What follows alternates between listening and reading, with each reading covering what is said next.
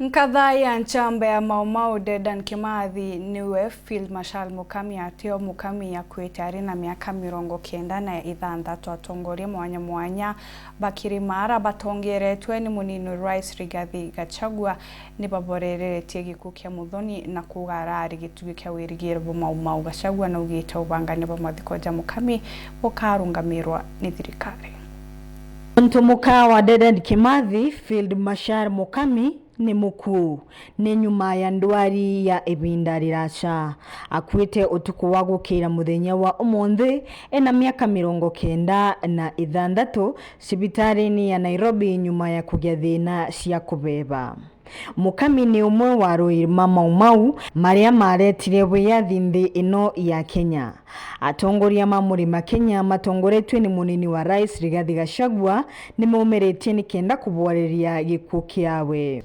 We have woken up to the very sad news on the passing on of Mukami Kîmathi, the widow of Field Marshal Dedan Kîmathi Washuri, the hero of our liberation struggle, the man who led our gallant freedom fighters in the Aberdare Mount Kenya forest to drive away the white colonialists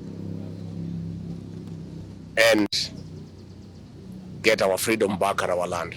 Gachagua na mugwetete ta gitugi gikinene kiri ARUUI Mau. Mukami Kîmathi has been the symbol of resilience. She has been the symbol of our defiance to oppression.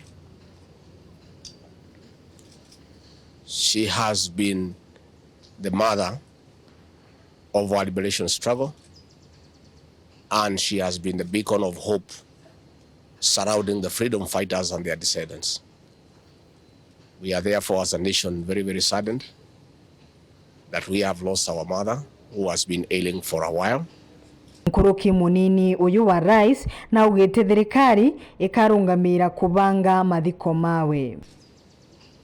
And we want to send our condolences to the family, to the people of Nyandarua, to the people of Nyeri, to the people of the Central Kenya region, and indeed the entire country. I want to say that the President is equally saddened by the loss of our mother, and I want to confirm that the government will designate a very senior officer later this morning to work with the family as we prepare to give the late Mukami Kîmathi a dignified send-off. Nawe CS Moses Kuria na rutete migambo yawe onawe ya kûboreria. Mukami Kîmathi never changed her ideals despite living her life under very difficult conditions, and despite watching as many other of us enjoyed the benefits which her and her husband Dedan Kîmathi struggled and fought for, even with Kîmathi paying for his life. And for us, it is actually a call to patriotism and a call to look at the interest of the nation and the interest of future generations over our interest.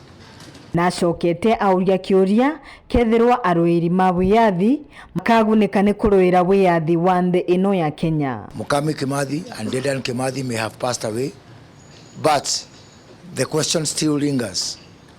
Did we get the fair dividend of the struggle for freedom? And did those people who sacrificed most for this country to be where we are, did they reap the dividend? That question will not die with Mukami Kîmathi, did not die with Dedan Kîmathi, will not pass away because of our generation. It will linger for a long time to come. Christine Wanjeru, Werunjuma.